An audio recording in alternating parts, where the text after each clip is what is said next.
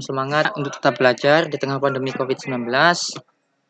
Alhamdulillah, oleh Allah kita masih diberikan kesempatan, masih diberikan kesehatan untuk melakukan aktivitas sehari-hari, termasuk melakukan kegiatan pembelajaran melalui pembelajaran jarak jauh seperti saat ini kita lakukan.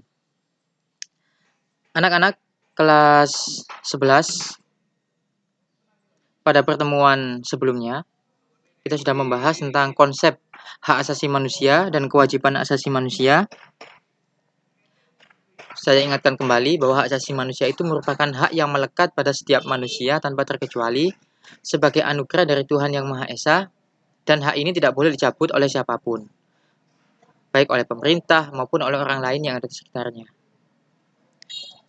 Berdampingan dengan asasi manusia, kita mengenal konsep kewajiban asasi manusia. Kewajiban asasi manusia merupakan satu paket yang tidak bisa dipisahkan dengan hak asasi manusia. Kalau kita punya hak asasi untuk hidup, maka kita juga punya kewajiban asasi untuk menghargai hidup yang melekat pada orang lain yang sudah Allah ciptakan, yang sudah Tuhan ciptakan pada orang itu. Oke. Kemudian di pertemuan kedua, kita juga sudah membahas tentang hubungan antara Pancasila dengan hak asasi manusia. Jadi Pancasila itu punya 3 macam nilai. Ada nilai ideal, ada nilai instrumental, ada nilai praksis. Nilai ideal itu merupakan nilai dari Pancasila itu sendiri. Misalkan sila ketuhanan yang Maha Esa. Maka nilai idealnya adalah adanya penghormatan terhadap agama di Indonesia. Adanya toleransi terhadap keberagaman peragama yang ada di Indonesia. Dan begitu seterusnya. Kemudian nilai instrumental. Nilai instrumental itu merupakan penjabaran dari Pancasila dalam bentuk peraturan hukum atau peraturan perundang-undangan yang ada di Indonesia. Misalnya ada di dalam, kalau dalam masalah HAM, kita tahu di pasal 28A sampai pasal 28C Undang-Undang Dasar 45 misalnya. Itu menjabarkan tentang hak asasi manusia. Lalu ada Undang-Undang nomor 26 tahun 2000 yang menjabarkan tentang pengadilan hak asasi manusia. Lalu ada Undang-Undang nomor 39 tahun 99 tentang hak asasi manusia. Jadi nilai instrumental itu merupakan nilai-nilai Pancasila yang dijabarkan dalam bentuk peraturan hukum atau peraturan perundang-undangan yang ada di Indonesia. Yang ketiga adalah nilai praksis. Apa nilai praksis itu? Nilai praksis adalah nilai-nilai Pancasila yang bisa langsung kita temukan dalam kehidupan kita sehari-hari. Atau lebih sederhananya, nilai-nilai Pancasila yang langsung kita laksanakan dalam kehidupan kita sehari-hari. Oke? Jadi ada 3 macam nilai itu. Nah, contohnya bagaimana nilai praksis itu dalam kehidupan kita? Misalnya yang berhubungan dengan sila kemanusiaan. Maka nilai yang bisa kita temukan dalam kehidupan kita, bangsa Indonesia ini adalah bangsa yang sangat menghargai manusia, sangat memanusiakan manusia. Misalnya, ketika ada bencana alam misalnya, warga yang ada di sekitar korban bencana alam itu, bahkan orang yang jauh, mereka memberikan bantuan. Ada yang memberikan bantuan makanan, ada yang memberikan bantuan pakaian, selimut, bantuan peralatan mandi dan sebagainya. Itu merupakan bagian dari pengamalan Pancasila dalam kehidupan sehari-hari. Oke, jadi Pancasila itu tidak boleh hanya sebagai lip service atau hanya sebagai pemanis bibir, tapi dia merupakan sebuah nilai yang harus dimanifestasikan, yang harus diwujudkan dalam kehidupan kita sehari-hari. Oke? Nah, itu kita flashback dulu. Oke, sekarang kita masuk ke pertemuan ketiga dan keempat.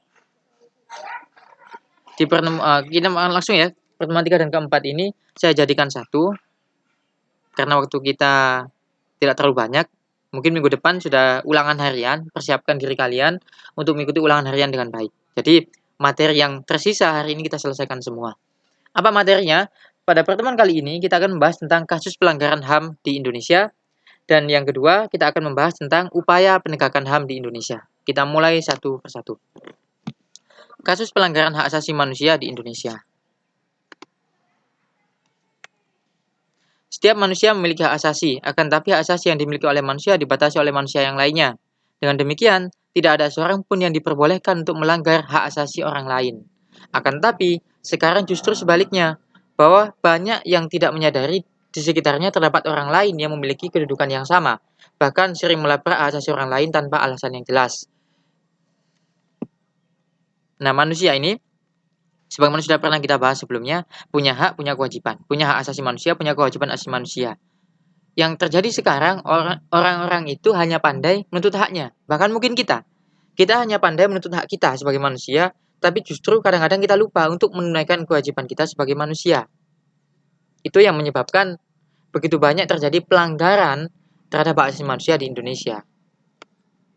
Kita harus ingat bahwa kita hidup ini sebagai makhluk sosial, bukan hanya sebagai makhluk individu. Sebagai makhluk sosial, manusia punya orang-orang di sekitarnya, yang mereka itu juga punya hak yang sama, yang harus dihargai, karena sama-sama hak itu adalah pemberian dari Allah Subhanahu wa Ta'ala, pemberian dari Tuhan Yang Maha Esa. Kemudian apa penyebabnya? Pelanggaran HAM itu disebabkan oleh dua faktor. Yang pertama kita sebut dengan faktor internal, yang kedua kita sebut dengan faktor eksternal. Mohon maaf, ini bukan internal, tapi faktor eksternal. Oke. Faktor internal yang pertama adalah sikap egois. Apa faktor internal itu, Pak? Perlu saya jelaskan, faktor internal itu adalah faktor yang berasal dari dalam diri si pelaku pelanggar HAM. Jadi berasal dari dalam dirinya sendiri, bukan berasal dari orang lain atau dari lingkungannya. Oke. Jadi orang yang melakukan pelanggaran HAM itu biasanya mereka punya tiga sifat ini. Yang pertama sikap egois, yang kedua rendahnya kesadaran terhadap hak asasi manusia, dan yang ketiga sikap tidak toleran. Sikap egois, mementingkan diri sendiri, mementingkan kepentingan dirinya dan kelompoknya, sehingga mengabaikan hak orang lain. Orang yang egois kadang-kadang mereka menggunakan segala macam cara untuk mencapai tujuannya, sehingga kadang-kadang tujuan yang mereka lakukan itu melanggar hak orang lain. Mereka tidak peduli. Kenapa? Yang penting dia mendapatkan keuntungan. Yang penting kelompoknya mendapatkan keuntungan sesuai yang mereka inginkan. Mereka tidak peduli kalau apa yang mereka lakukan itu ternyata melanggar hak asasi orang lain, bahkan melanggar hukum yang ada di Indonesia. Maka sikap egois ini harus dihindari. Kita harus mengutamakan kepentingan masyarakat, kepentingan bangsa dan negara daripada mengutamakan kepentingan pribadi kita sebagai sesama bangsa Indonesia.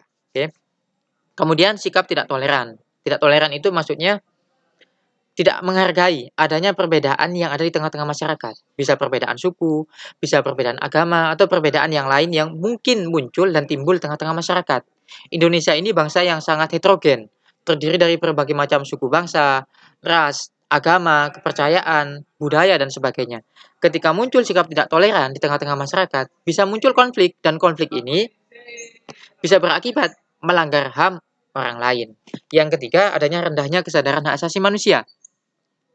Sebagaimana sudah kita bahas tadi, kadang-kadang mereka hanya peduli kepada haknya, tetapi mereka tidak peduli kepada kewajiban asasi yang melekat pada diri mereka.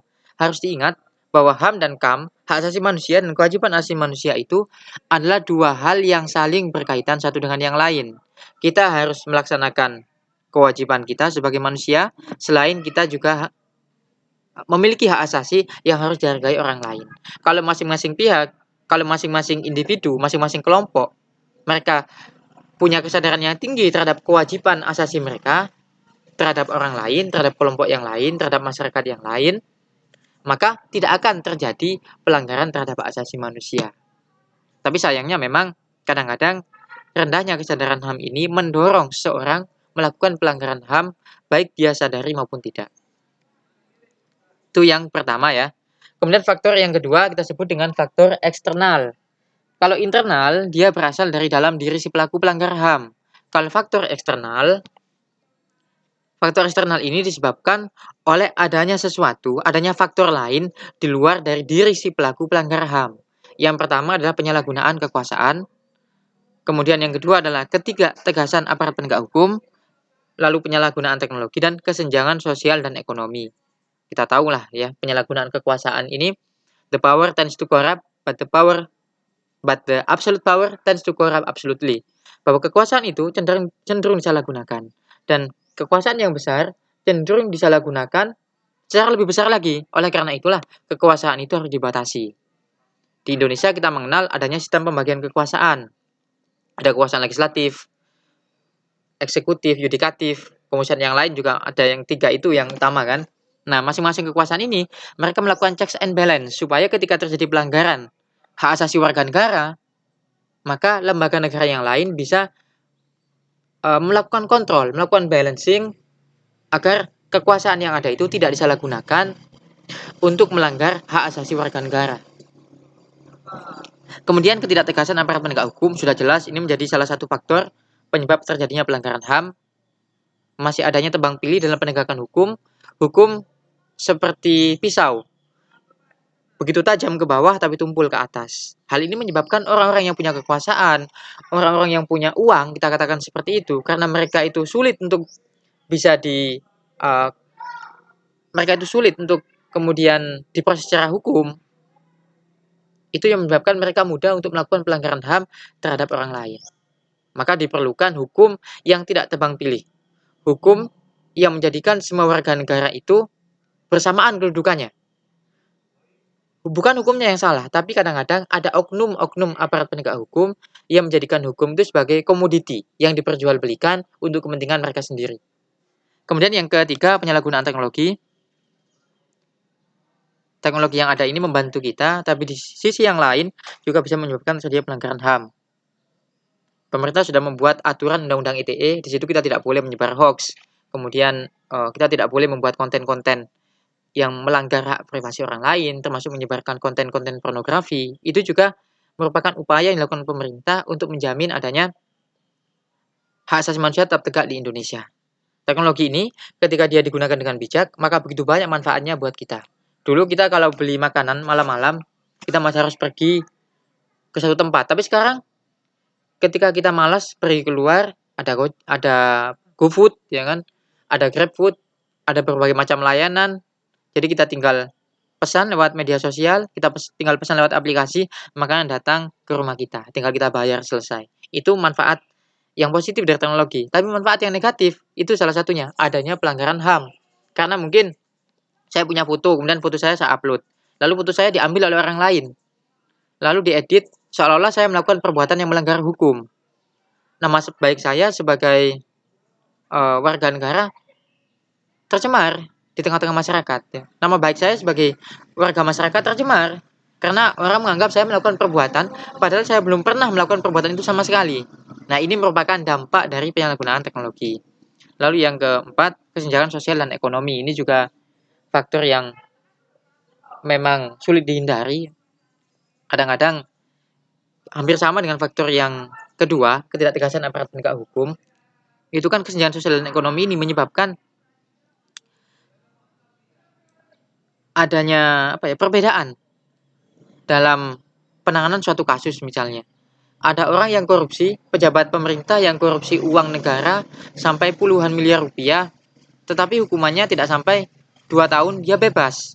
Sebaliknya ada orang yang hanya mencuri kayu, nenek-nenek, orang miskin, tua renta, memang tidak dekat dengan kekuasaan rakyat jelata, begitu mudahnya ditangkap, kemudian diproses oleh aparat penegak hukum sampai di pengadilan, di penjara 2 tahun. Jadi mencuri uang negara, mengkorupsi uang negara 50 miliar hukumannya 2 tahun, mencuri kayu hanya untuk makan hukumannya juga sama 2 tahun. Nah, kesenjangan sosial dan ekonomi ini mau tidak mau memang harus diakui sebagai salah satu penyebab eksternal yang memicu terjadinya pelanggaran hak asasi manusia di Indonesia.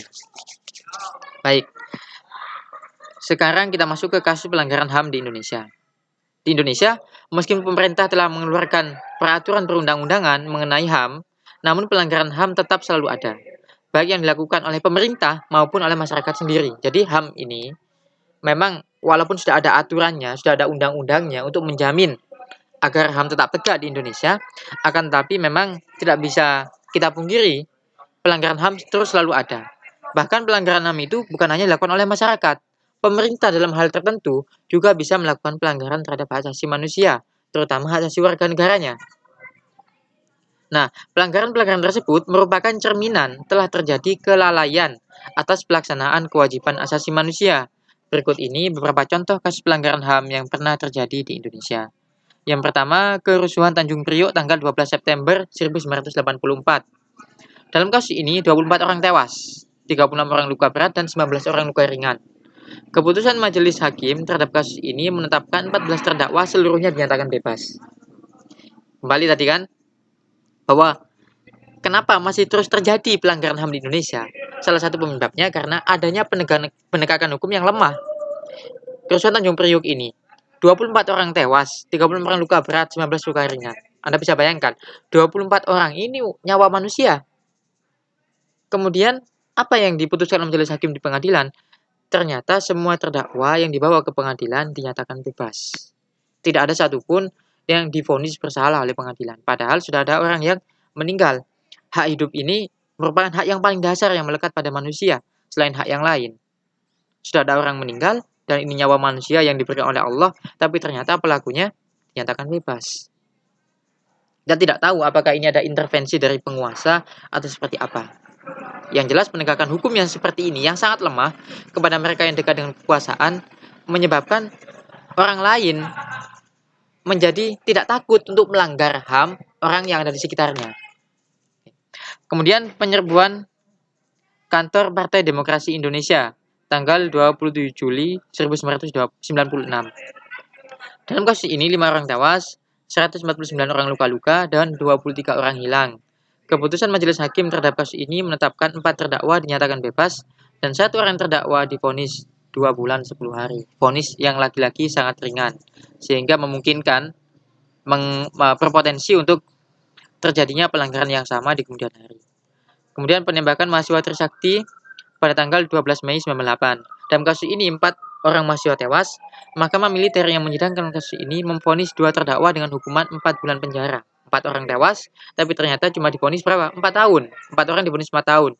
4 terdakwa yang lain 2 sampai 5 bulan dan 9 orang terdakwa divonis penjara 3 sampai 6 tahun. Sudah terjadi kehilangan nyawa. Ada mahasiswa yang tewas, tapi hukuman yang diterima oleh pelaku paling lama cuma 3 sampai 6 tahun. Padahal dalam Islam nyawa itu harus dibayar dengan nyawa. Ada qisasnya. Kata Allah dalam Al-Qur'an, "Walakum fil qisasi hayatun ya ulil albab." Dan bagi kalian itu ada kehidupan dalam qisas itu. Kenapa? Ketika seorang itu dihukum mati, dieksekusi mati, orang yang lain akan berpikir untuk tidak melakukan hal yang sama. Jadi hukuman mati itu sebenarnya bukan kekejaman, ya, tapi upaya untuk menegakkan HAM itu sendiri. Hukuman mati yang diberlakukan justru akan menjamin tegaknya hak asasi manusia. Karena orang lain yang melihat hukuman mati itu dilakukan, mereka akan berpikir ratusan kali untuk melakukan pelanggaran HAM yang sama. Kenapa? Karena kalau mereka melakukan pelanggaran HAM, melakukan pembunuhan kepada orang lain, maka nyawa mereka juga akan diambil sebagai gantinya, kecuali keluarga korban memaafkan. Itu nanti ada diat dan lain sebagainya. Oke, tapi itu pembahasan yang lain lah. Kemudian ada tragedi Semanggi 1 pada tanggal 13 November 98. Dalam kasus ini 6 orang mahasiswa tewas. Kemudian terjadi lagi tragedi Semanggi 2 pada tanggal 24 September 99 yang mengakibatkan seorang mahasiswa tewas. Cuma tidak disebutkan di sini bagaimana kelanjutan kasusnya. Penculikan aktivis pada 1997-98. Dalam kasus ini 23 orang dinyatakan hilang, 9 orang diantaranya telah dibebaskan dan 13 orang belum ditemukan sampai saat ini.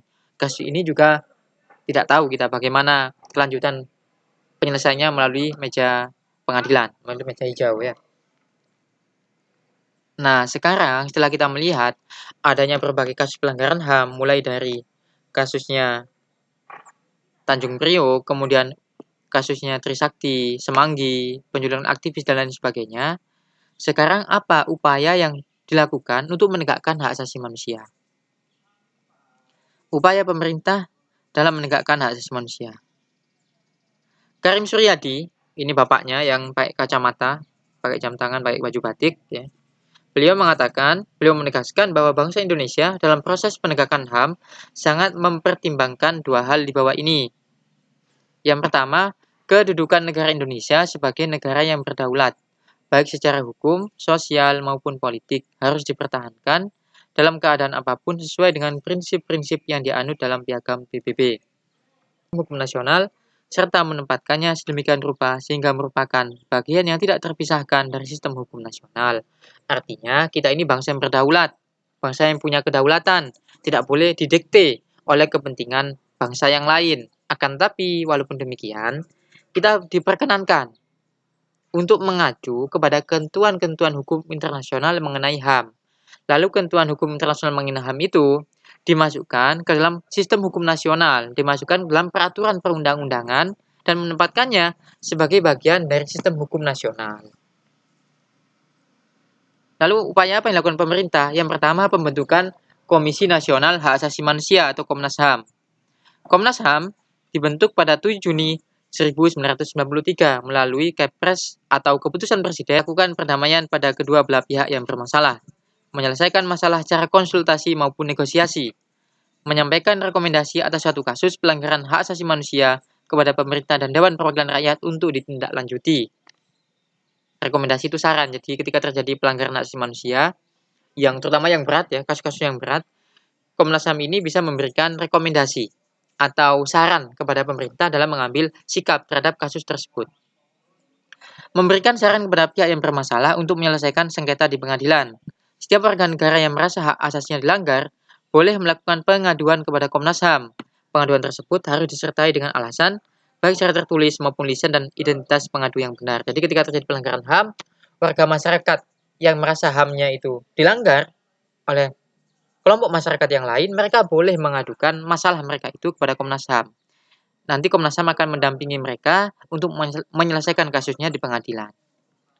Karena banyak orang yang HAM-nya dilanggar, tapi mereka tidak punya ilmu yang memadai, mereka tidak punya akses yang memadai untuk bisa menyelesaikan masalah tersebut melalui meja hijau, melalui pengadilan. Karena itu Komnas HAM bisa mendampingi mereka agar kasus mereka bisa diselesaikan, agar hak mereka bisa dipulihkan dan lain sebagainya.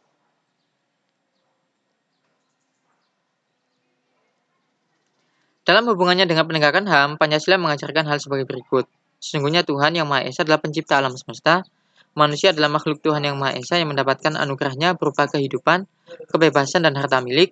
Sebagai makhluk yang memiliki martabat yang luhur, manusia mengemban kewajiban hidupnya. Ini sebenarnya pembahasan yang lain ya. Ini masuk pembahasan sebelumnya ini. Cuma slide-nya ada di sini. Oke, langsung yang B. Tadi pembentukan Komnas HAM. Yang kedua adalah pembentukan instrumen HAM. Peraturan perundang-undangan yang dibentuk untuk mengatur masalah HAM sebagai berikut. Jadi, yang kedua ini membentuk peraturan hukum, baik peraturan perundang-undangan maupun mulai dari undang-undang dasar, ya kan, sebagai hukum dasar sampai ke tingkat peraturan daerah nanti. Yang pertama ya, ada amandemen, ini contoh saja, yang lain sudah pernah kita bahas. Pada amandemen kedua Undang-Undang Dasar 45 telah ditetapkan satu bab tambahan dalam batang tubuh, yaitu bab 10A, yang berisi mengenai hak asasi manusia, melengkapi pasal-pasal yang lebih dahulu mengatur mengenai masalah HAM. Jadi, setelah amandemen Undang-Undang Dasar 45, Undang-Undang Dasar kita itu diamandemen 4 kali ya, 99, 2000, 2001, 2002. Dalam amandemen itu dimasukkan satu bab tambahan, itu ada pasal 28A sampai pasal 28C. Di situ mengatur mengenai hak asasi manusia. Walaupun sebelumnya di beberapa pasal di Undang-Undang Dasar 45 sudah menjamin tentang hak asasi manusia. Hanya saja di pasal tersebut, di pasal 28A sampai pasal 28C itu diatur lebih lanjut. Disebutkan, ditunjukkan lebih lanjut mengenai hak asasi manusia. Oke. Kemudian yang kedua adalah dalam sidang istimewa MPR yang dikeluarkan ketetapan MPR mengenai HAM, yaitu TAP MPR nomor 17 garing MPR garing 98. Masih banyak yang lain sudah kita bahas pada pertemuan sebelumnya. Jadi instrumen HAM ini memang dimaksudkan supaya ada payung hukum. Jadi ketika terjadi pelanggaran hukum, pelanggaran HAM itu bisa diselesaikan karena sudah ada payung hukumnya. Sudah ada instrumen undang-undangnya, sudah ada instrumen hukumnya, sehingga pelanggaran HAM itu bisa dibawa ke pengadilan atau diselesaikan menurut cara-cara yang dibenarkan oleh undang-undang.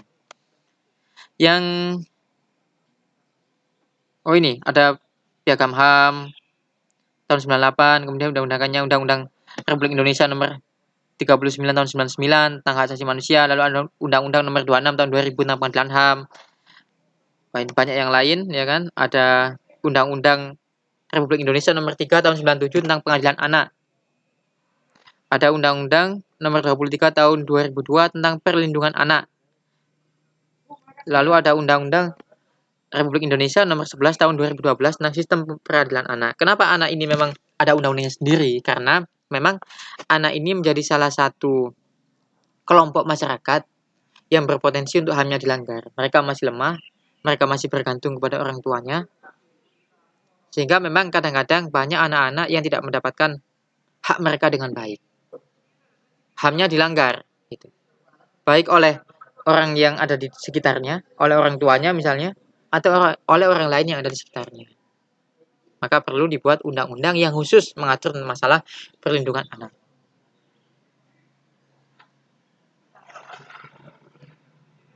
Kita juga meratifikasi instrumen internasional selama tidak bertentangan dengan Pancasila dan Undang-Undang Dasar 45.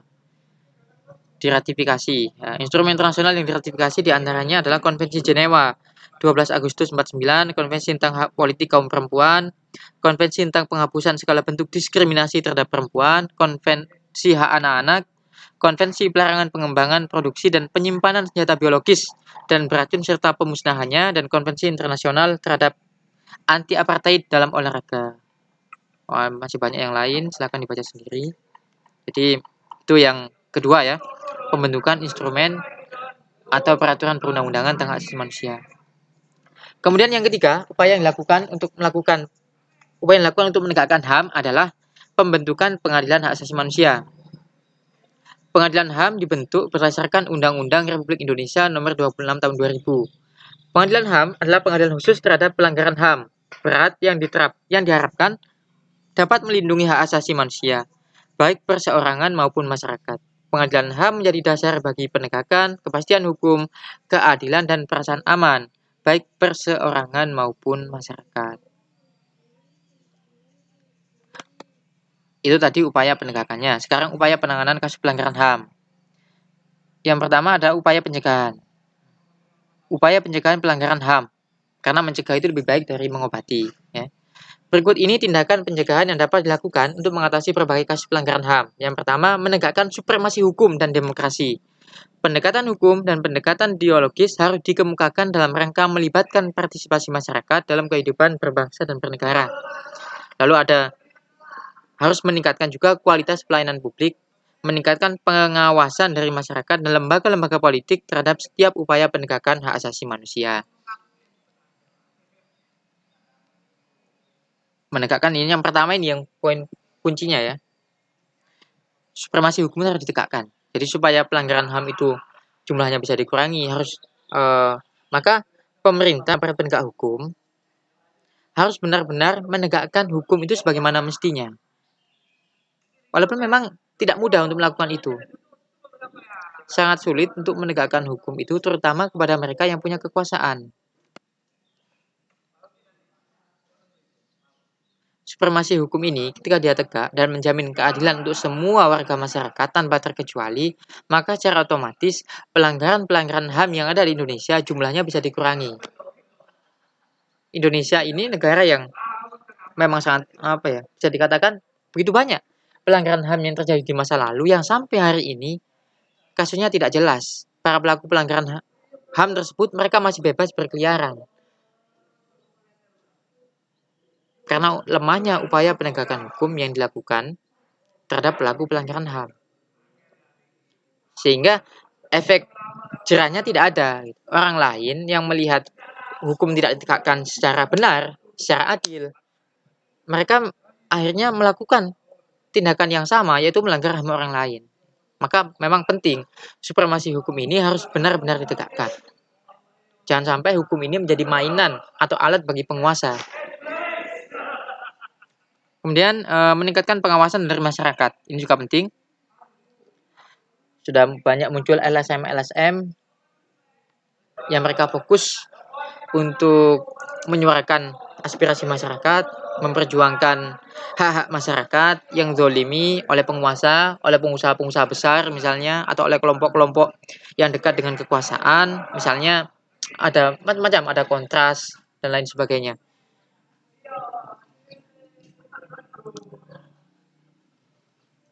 Pengawasan dari masyarakat ini penting karena negara itu dia harus dikontrol. Okay? Bukan negara yang dikontrol, tapi pemerintahnya. Pemerintah dan negara itu dua hal yang berbeda. Pemerintah itu mereka yang menjalankan organisasi bernama negara. Mereka bisa benar, bisa salah. Ketika terjadi suatu pelanggaran HAM yang dilakukan oleh pemerintah, maka lembaga-lembaga LSM ini bisa bersuara. Mereka bisa bersuara, mereka bisa menuntutnya ke pengadilan, mereka bisa menyuarakan aspirasi masyarakat ketika terjadi pelanggaran terhadap asasi manusia. Dan ini penting memang. Karena untuk pemerintah saja, kalau kita hanya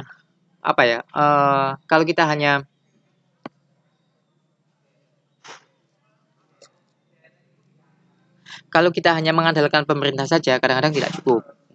Maka perlu adanya pengawasan dari masyarakat supaya hak mereka tidak dihilangkan. Berapa banyak kan di Kalimantan misalnya ada tanah-tanah adat, tanah-tanah milik suku-suku yang ada, itu diambil paksa oleh pengusaha besar, pengusaha batubara, pengusaha tambang, padahal sebenarnya tanah milik masyarakat adat. Kemana mereka mengadu? Ya mereka bisa, karena mereka mungkin tidak punya pengetahuan hukum yang baik, mereka bisa mengadu Komnas HAM, atau mereka bisa menggandeng LSM untuk membawa masalah tersebut ke pengadilan. Karena hak milik mereka yang merupakan juga bagian dari asasi manusia sudah dilanggar oleh pengusaha tersebut. Yang kadang-kadang pengusaha ini di backup oleh pemerintah daerah. Ini yang jadi masalah. Jadi pemerintah daerah bukan menolong masyarakatnya, bukan melindungi hak masyarakatnya, tetapi malah membantu pengusaha-pengusaha bermodal besar.